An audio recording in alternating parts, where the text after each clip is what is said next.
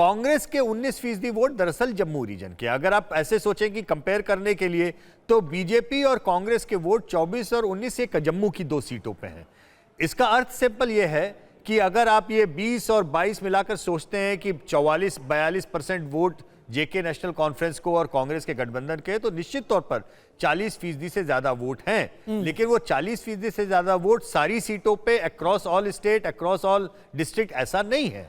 तो ये सीधा 1 और 1 11 हो जा रहा है, ऐसा होना संभव नहीं है। लेकिन ये एक महत्वपूर्ण गठबंधन इसलिए होगा क्योंकि बिना वैली की सीटों के कोई सरकार बना नहीं सकता, और जम्मू में बहुत बड़ा तादाद मतदाताओं की ऐसी भी होगी कि वो विनेबिलिटी भी देख सकती है कि बीजेपी का कोई वैली में तो पैठ है नहीं, कोई उसका अलायंस पार्टनर है नहीं।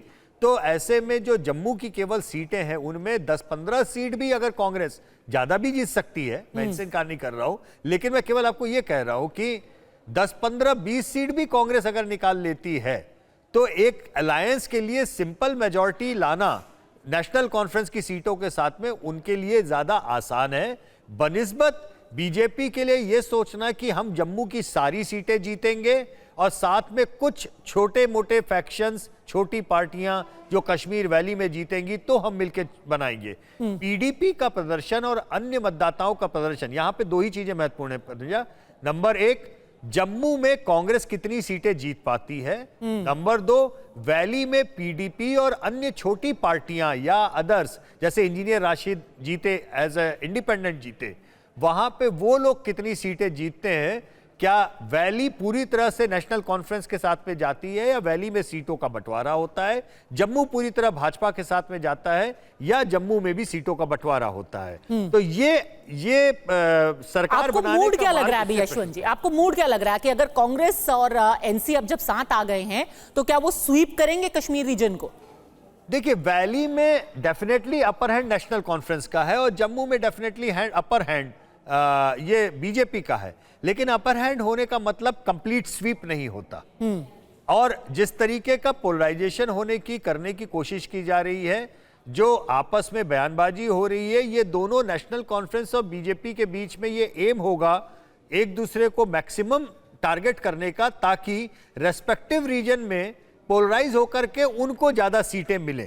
तो ये शब्द का जो आपने इस्तेमाल किया, शायद यही पूरी कुंजी है इस पूरे नैरेटिव की। शाजिया इल्मी कांग्रेस कह रही है कि आपको डर लग रहा है और अब आप वापस 370 के मुद्दे को प्रासंगिक बनाने की कोशिश कर रहे हैं, उस पर नेशनल कॉन्फ्रेंस और कांग्रेस को घेरने की कोशिश कर रहे हैं, पर यह काट की हांडी अब दोबारा नहीं चढ़ेगी।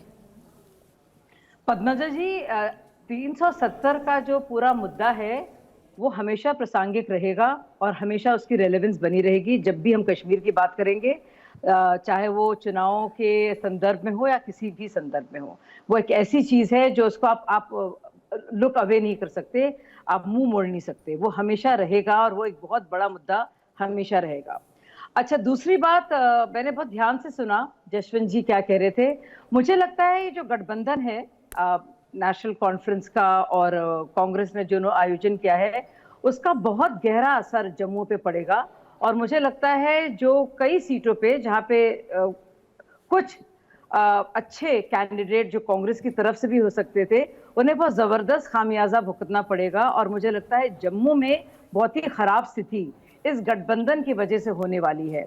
जहां तक बात है वैली की, और अगर आप वैली को देखेंगे, घाटी को देखेंगे, तो जाहिर सी बात है एनसी और कांग्रेस का इसमें फायदा जरूर है। लेकिन मुझे लगता है कि पीडीपी, और जिस तरह के बयानात पीडीपी की तरफ से भी आ रहे हैं, तो मुझे लगता है वहां बहुत बड़ी एक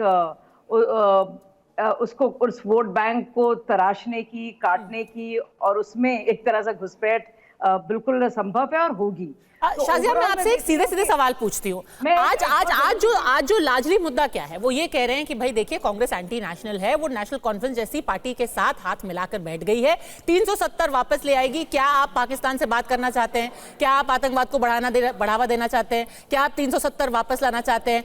मुद्दा तो ये है कि ये सवाल पूछने का हक आप पहले से ही नहीं खो चुके हैं। आपने पीडीपी के साथ सरकार चलाई है, नेशनल कॉन्फ्रेंस आपकी सरकार का हिस्सा रही है। अगर ये सारी एंटी इंडिया पार्टीज है तो ये तो आपकी भी हमसफर रही हैं। बिल्कुल पद्मजा जी, और बाकायदा उमर अब्दुल्ला सरकार में, वाजपेयी जी की सरकार में मंत्री थे।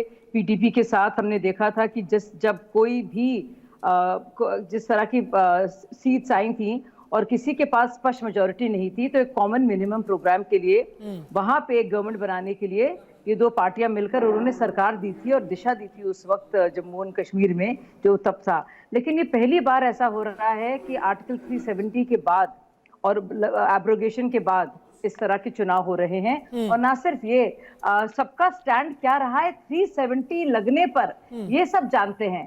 370 पर सबने देखा कि वो टेम्पररी प्रोविजन था, उसके क्या असरात हुए आरक्षण को लेकर, लोगों को लेकर, पंचायत लेवल पर लेकर, और जिस तरह से कितने समाजों को उसमें हुकूक मिले हैं। एक तो ये मुद्दा है। दूसरा ये मुद्दा कि क्योंकि उस पर बहुत ही क्लियर स्टैंड नेशनल कॉन्फ्रेंस का रहा है, चाहे वो देश के परचम को लेकर हो, राष्ट्रीय ध्वज को लेकर हो, संविधान को लेकर हो, कानूनों को लेकर हो, तो यही मुद्दा रहेगा। और मुझे लगता है ये सवाल सिर्फ जम्मू एंड कश्मीर में नहीं, पूरे देश में पूछे जाएंगे। अभय दुबे, बात कश्मीर की नहीं, बात देश की है। बड़ी गलती कर दी है सिर्फ एक छोटे, क्योंकि नेशनल कांग्रेस तो कश्मीर की पार्टी है, आप पूरे देश की पार्टी हैं।